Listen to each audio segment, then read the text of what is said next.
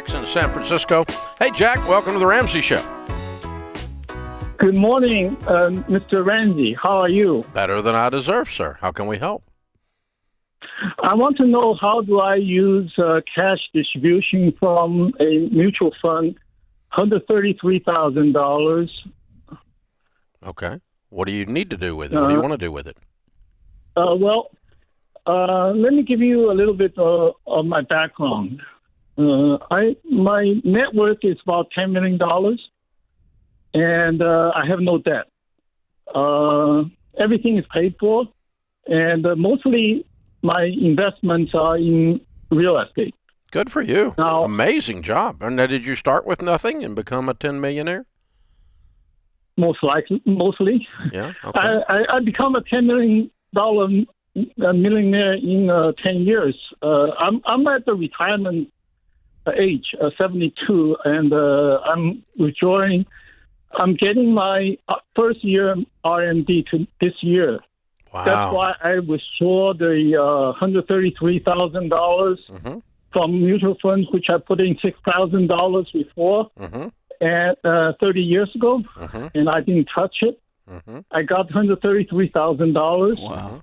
And I have, because of the tax situation of the RMD, I withdraw that from the mutual fund last year. Right, you're required to. It's required minimum distributions at 72 and a half, this and that's year why you're doing I have to do so, the I mean, required... if you have $10 million and you're completely debt free, and you have $33,000 in your hand, and what do I do with it? The answer is anything you want. You're a genius. It's it's $133,000. Okay, but it still doesn't matter. If you burn it in the middle of your front yard, your life doesn't change. Well, I have a few options I want to go by you to see if it's a good investment or not. Okay. Number one, I can buy a tax-free, bond or a mutual fund. What else? What's number two? The other alternative is to buy a long-term care. You don't need long-term care. You have $10 million. I don't need long-term care? Yeah, you have $10 million. You can afford long-term care.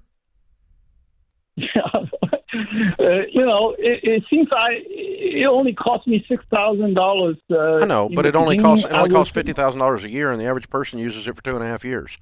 That's $200,000 $300,000 max out of your pocket out of $10 million. It's 3% of your net worth. You can self-insure through this. Don't give an insurance company money. Self-insure through it. Besides that, a guy like you is probably going to hire somebody for in-home care anyway, private care. You're probably not going into a nursing home.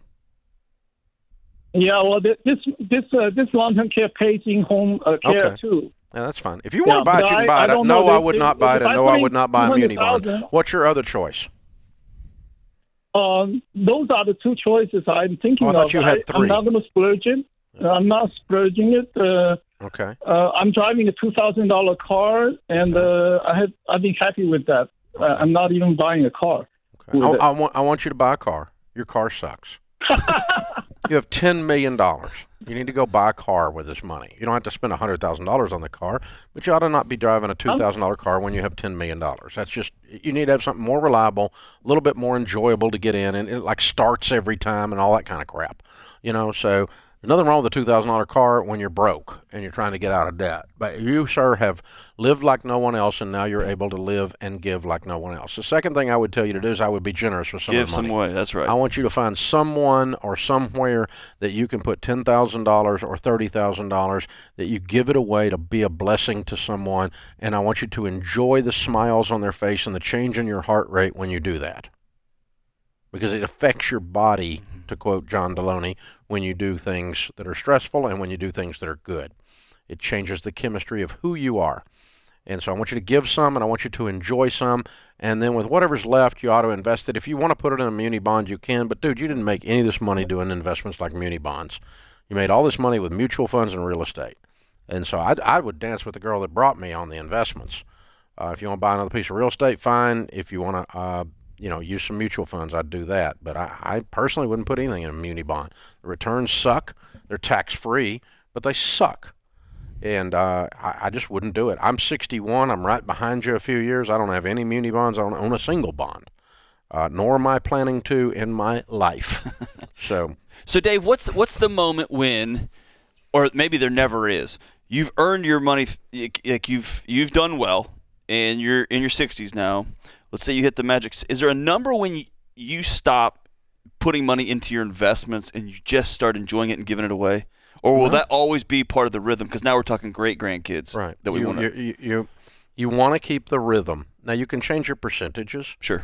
But you always ought to, every check I get, I put it on one of three. I put some of the check on all three things. Okay. Some on investing, some on generosity, and some on enjoyment. Yeah. Now, the amount that I put on enjoyment these days is percentage-wise very small, but the checks are big. Right.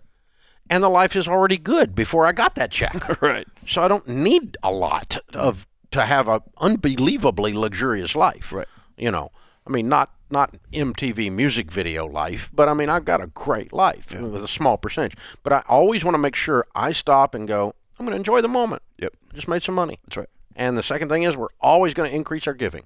We're always going to increase our investments. But these days, the larger percentage goes to generosity, but I still do some to investing. It's systematically still growing in. I don't need more. That's what I'm asking. Even the kids and grandkids don't need more. Right. But the more investments you have, the more they throw off and the more generous you can be. There you go. Okay. So it's the goose that lays the generous eggs. There you go. After a while. I mean, you're creating a family foundation. Yeah. You're creating a family that has net worth that is continually generous over time, not just yourself, and that's not just, buying somebody's gas at the gas station, which is always fun too. Of course, that's where it starts. Yeah. But yeah, you need to always be doing all three, and that's with your 4-year-old and with your 84-year-old. There you go. Okay.